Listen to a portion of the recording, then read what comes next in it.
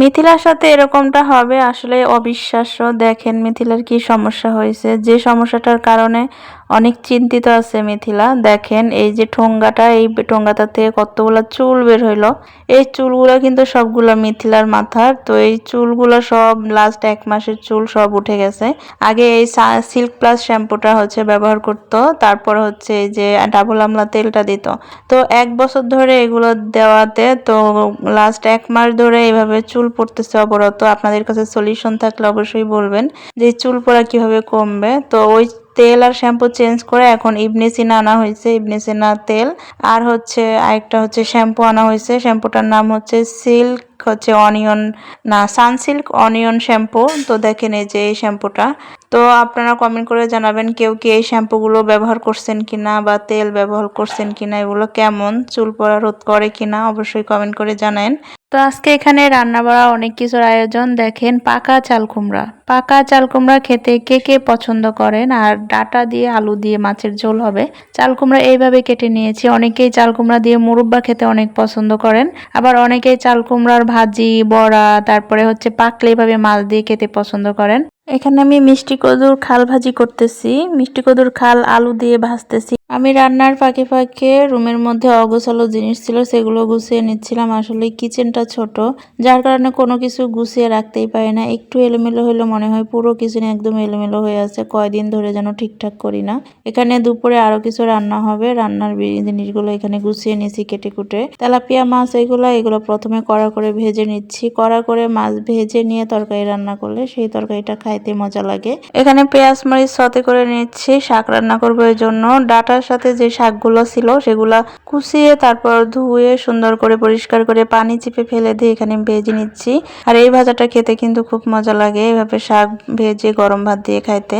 তাছাড়াও এখানে ডাটা দিয়ে আলু দিয়ে তারপরে হচ্ছে মাছ দিয়ে ঝোল করব। কষিয়ে নিচ্ছিলাম ডাটাগুলা, কষানোর শেষে মাছগুলো দিয়ে তারপর হচ্ছে ঢাকনা দিয়ে ঢেকে দিব, দিয়ে রান্নাটা করে নিব। এই তরকারিটা খেতেও মজা লাগে, এখন কিন্তু এই আনাজটা ভালোই লাগে। আর গরমের দিন এই ডাটার তরকারি আমার কাছে একদম ভালো লাগে না। দেখেন তরকারিটা প্রায় হয়ে এসেছে, আর একটু পানি শুকাইলে আমি তরকারিটা উঠিয়ে নিব। এখানে আমি চাল কুমড়ার তরকারি রান্না করে নিচ্ছিলাম, মাছ ভেঙে চাল কুমড়া রান্না করব, এতে করে মানে আমরা খেতে পারি আর কিভাবে রান্না করলে। আর এখানে হচ্ছে খাবার বেড়ে তারপর হচ্ছে পরিবারের সবাই মিলে খেয়ে নিচ্ছিলাম। আর খাইতে কিন্তু দুপুর প্রায় হচ্ছে 3টার মতো বেজে গেছিল খাইতে খাইতে, কারণ 1টার দিকে খাওয়ার কথা সেই খাওয়া 3টার দিকে খাইছে। তো এরা এখানে যে খাবার দাবার খাচ্ছে, মিথিলা কিন্তু খুব ঢং করে করে খাবার খাচ্ছিল।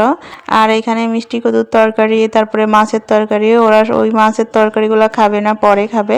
এখন মিষ্টি কদুর তরকারি দিয়ে ভাত খাবে, এজন্য ওগুলো নিয়ে বসছে। আর আমি হচ্ছে অন্য কিছু দিয়ে খাবো, মানে মাছের তরকারি দিয়ে। আর ওরা হচ্ছে মিষ্টি কদুর সবজি রান্না করছে, এখানে ওরা এটা দিয়ে খাচ্ছে।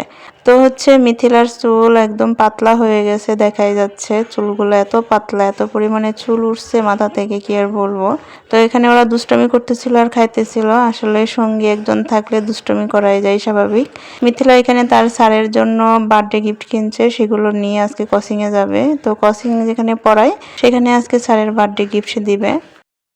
তো গাইস কথা হচ্ছে, ওই যে বললাম না শো অফ করলে টাকা লাগে, এখন ভিডিও করলেও টাকা লাগে, দামি ফোন লাগে। কাস্টমার খাই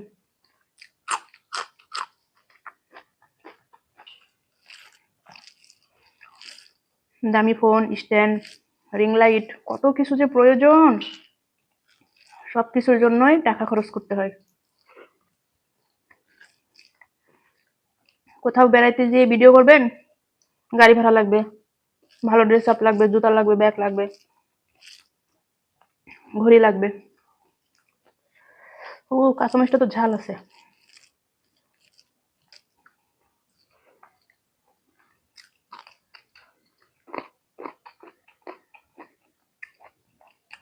লেবুর স্কিন খাচ্ছি।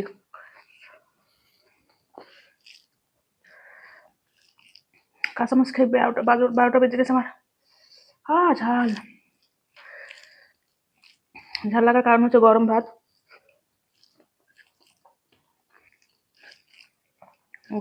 গরম তরকারি, আবার কাঁচামরিচের ঝাল।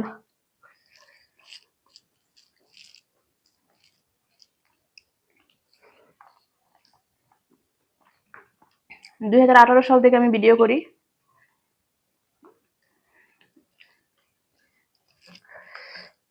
তো 2018 সাল থেকে যদি টাকা ইনকাম করতাম তাহলে আমার 7-8টা বাড়ি থাকতো।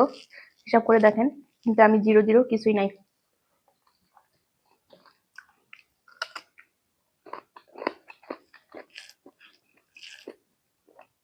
কিছু নাই আমার।